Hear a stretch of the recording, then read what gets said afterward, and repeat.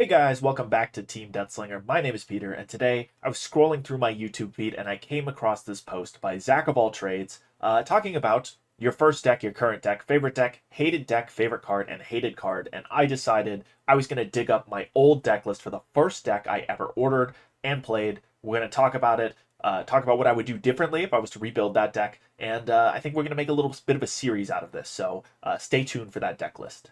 All right, guys. So I went on TCG Player. I went all the way back in my order histories to the very first order I made, and I dug up the card list for the first deck I ever played. And honestly, it looks like it is just a BT5 Omnimon's Wart Turbo deck. I did not know that Mega Digimon Fusion was banned when I started playing. I started playing a month before BT10 came out, so it would have been BT9 format. And this is the deck that I ordered first. It cost me about $80. Let's go over it and take a look here. We have the 5 egg split here with 1 copy of Demi-Meramon, 4 copies of Gigimon.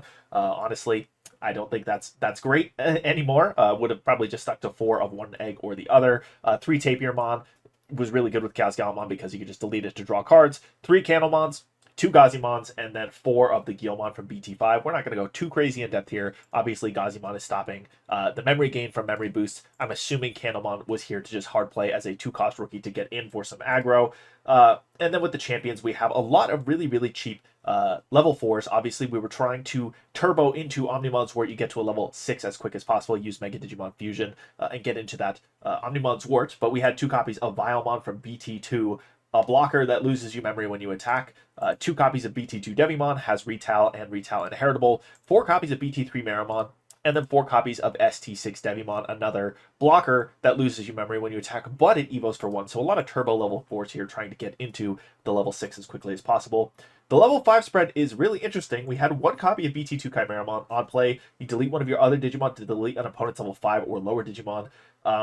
Kind of seems like a really expensive way to pop a level 5 because you have to have another Digimon on board, which means you're paying at least 3 memory for another level 3 because I don't assume you ever want to delete something else with this. And then 3 cost to evo into this, so it's kind of like 6 memory equity to pop a level 5. Seems kind of not great. 2 copies of Skull Meramon. For the turbo strategy, I'm assuming 2 costs to evo on a 4 or 5 costs to just hard play. I could honestly see going second and just plopping down the Skull Meramon and telling your opponent you have to answer this. We have 1 copy of Jokermon for BT5.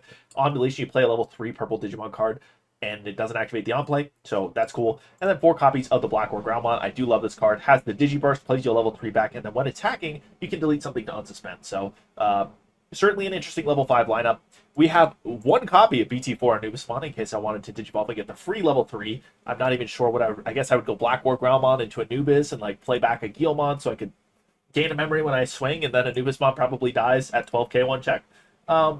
We had 4 copies of Chaos Galmon, the man himself. We all know what this card does. I've played it a million times. 2 copies of BT5 Tactimon. Really interesting card. When attacking, you activate one of the effects below. If you have no other Digimon in play, you activate all of the effects instead. Gain a memory, get 2k DP, or delete up to 3 of your opponent's level 3 Digimon. Super heavy on the level 7s because I was playing Mega Digimon Fusion, so we had 1 Millenniumon to bottom deck something, and then 3 copies of Zwart, 2 Hell's Gate, 2 Mega Digimon Fusion, a Matt Ishida, 2 Takumi, and 1 Tai Kamiya and Matt Ishida. So, very interesting list. I'm sure I just found this on YouTube, ordered all the cards, and then decided it was going to be really fun. But how would I build this if I knew what I knew today, and we went back in time, plopped me right in the middle of BT9 format, and told me that I was going to build the same deck? I think it's going to be a little bit more interesting, so let's go ahead and take a look at that now.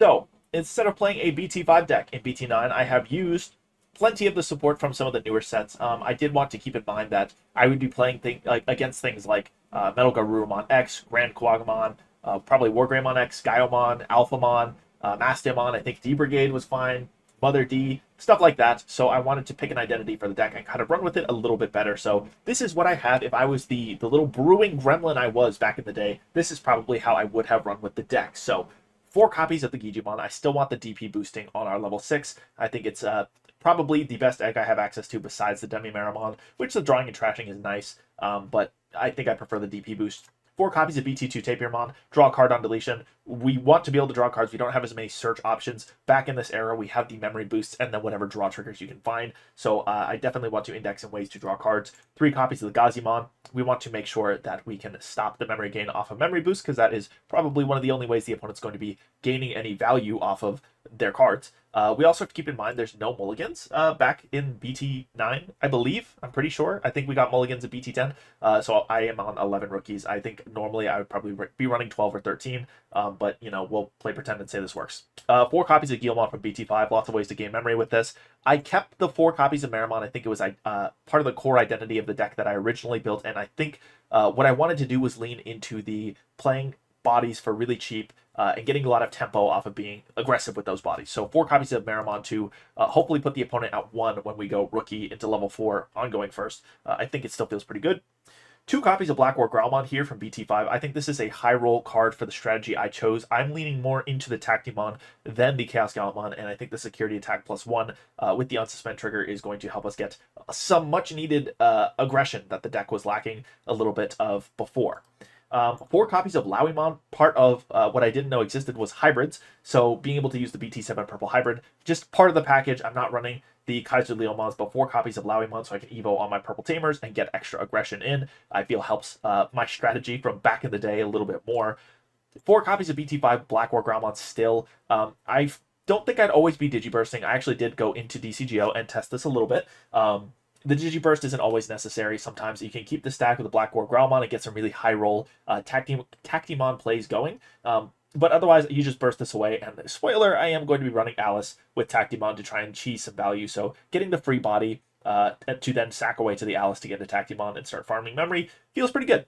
And then my secondary level 5 of choice was BT7 Rikimon. I was struggling to decide if I wanted to go the Weregar that also gave me an unsuspend trigger, or just full index into that Rikimon purple hybrid package. And ultimately, I think Rikimon's a little bit better, being able to go into Lowimon for 2 on top of a Tamer, and then 1 to get into Rikimon, potentially swing a 7k check. If it lives, do some shenanigans. If it dies, you just get your Tamer back. Feels a little bit too good of value and too good of speed to pass up, so I opted to run it.